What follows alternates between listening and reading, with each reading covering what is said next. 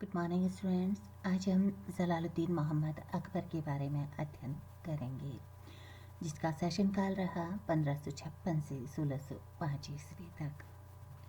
जलालुद्दीन अकबर का जन्म अमरकोट की राणा वीर साल के महल में 15 अक्टूबर 1542 को हुआ। ये उस समय की बात है जब हुमायूं शेरशाह सूरी से परास्त होकर दर दर की ठोकरें खा रहा था, निर्वासित जीवन व्यतीत कर रहा था। इसी समय अमरकोट की राणा वीर साल की यहाँ उसे शरण मिली और यहीं पर अकबर का जन्म हुआ। अकबर के राज्याभिषेक की अगर बात करें तो उसका राज्याभिषेक बैराम खां की देखरेख में पंजाब के कलानौर नामक स्थान पर 14 फरवरी 1556 को मिर्ज़ा अबुल कासिम ने किया। शासक बनने के बाद 1556 से 1560 तक अकबर बैराम खां के संरक्षण में रहा। 1556 में अकबर ने बैराम खां को अपना वकील या वजीर नियुक्त किया और उसे खाना की उपाधि प्रदान की। 1556 में ही पानीपत का द्वितीय युद्ध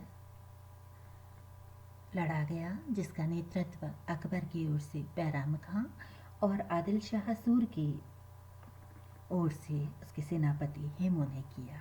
इस युद्ध में अकबर की सेनाएं विजयी रही और हेमू परास्त हुआ। 1556 के बाद अकबर और बैराम खां के मध्य तनाव निरंतर बढ़ता चला गया। बाद में बैराम खां ने मक्का जाने का निश्चय किया और उसका आगे चलकर पतन हो गया।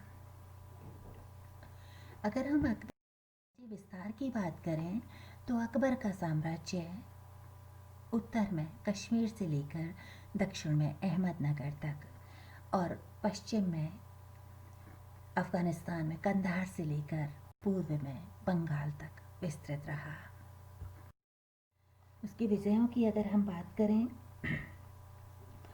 तो साम्राज्य विस्तार के संदर्भ में अकबर ने सबसे पहला आक्रमण 1561 में मालवा पर किया। इस समय यहाँ का शासक था बाज बहादुर। इस युद्ध में बाज बहादुर की पराजय हुई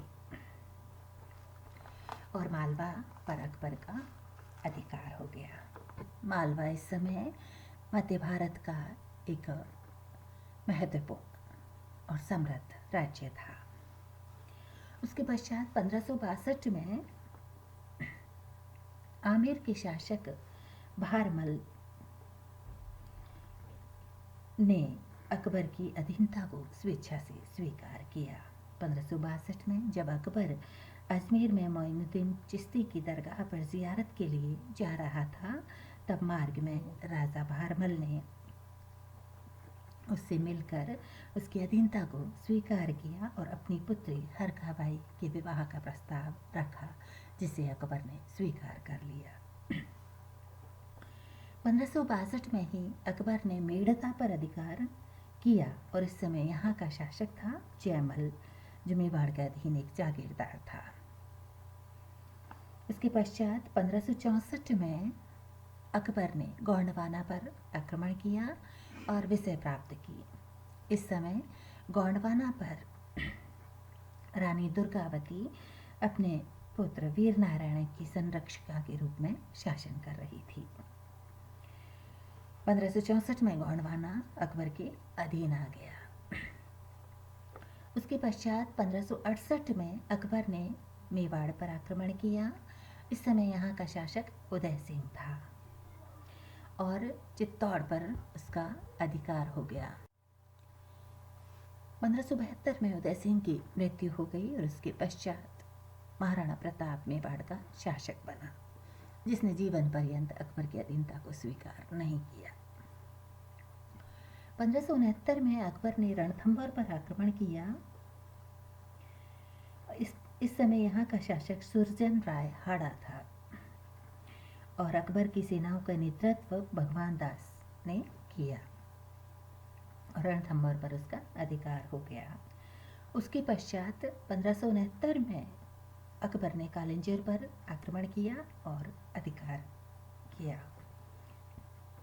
उसके इसके पश्चात 1570 में मारवाड़, जैसलमेर, बीकानेर पर अधिकार किया।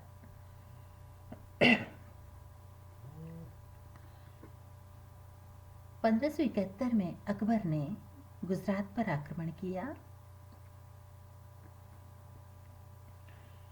और अधिकार प्राप्त किया।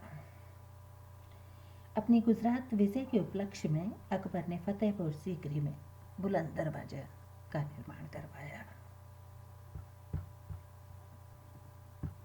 गुजरात मध्यकालीन भारत का व्यापार और वाणिज्य का महत्वपूर्ण केंद्र था। उसके पश्चात 1574 से 1576 के मध्य अकबर ने बंगाल और बिहार पर विजय प्राप्त की। 1581 में अकबर ने काबुल पर आक्रमण किया। इस समय यहाँ का शासक था हाकिम मिर्जा और इस आक्रमण में अकबर की सेनाओं का नेतृत्व किया मान सिंह ने। 1586 में अकबर ने कश्मीर पर आक्रमण किया। इस समय यहाँ का शासक यूसुफ खां और याकूब खां थे और कश्मीर पर उसका अधिकार हो गया। 1591 में अकबर ने सिंध पर आक्रमण किया। यहाँ जानी बेग का अधिकार था। इसके पश्चात सिंध अकबर के अधिकार में आ गया।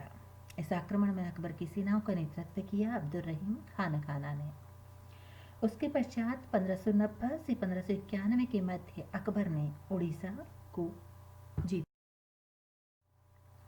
1595 में अकबर ने बलूचिस्तान पर आक्रमण किया और विजय प्राप्त की।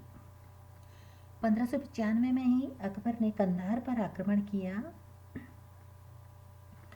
और विजय प्राप्त की। उसके पश्चात अकबर ने दक्षिण भारत की कुछ विजय की, जिनमें उसने 1591 में खानदेश पर आक्रमण किया। इस समय यहाँ का शासक अली खां था और उसने स्वेच्छा से अकबर की अधीनता को स्वीकार कर लिया। 1597 से 1600 के मध्य अकबर ने अहमदनगर पर आक्रमण किया। यहाँ पर बहादुर निजाम शाह का शासक था और चांद बीबी उसकी संरक्षिका थी। अब्दुल रहीम खान खाना के नेतृत्व में अकबर ने ये आक्रमण किया। उसके पश्चात 1601 में अकबर ने असीरगढ़ पर आक्रमण किया। यहाँ का शासक था मीर बहादुर और यह आक्रमण अकबर की अंतिम विजय थी। इसके पश्चात अकबर के अधीन समूचा भारत नियंत्रण में आ गया। उसका साम्राज्य उत्तर से दक्षिण, पूर्व से पश्चिम तक विस्तृत हो गया। ऐसे सुदूर साम्राज्य का अकबर बादशाह बना। अपने साम्राज्य विस्तार के पश्चात अकबर ने अपने प्रशासन पर ध्यान दिया और कुछ महत्वपूर्ण प्रशासनिक कार्य किए। तो आज की इस वीडियो में इतना ही। अगले वीडियो में फिर मिलेंगे। धन्यवाद।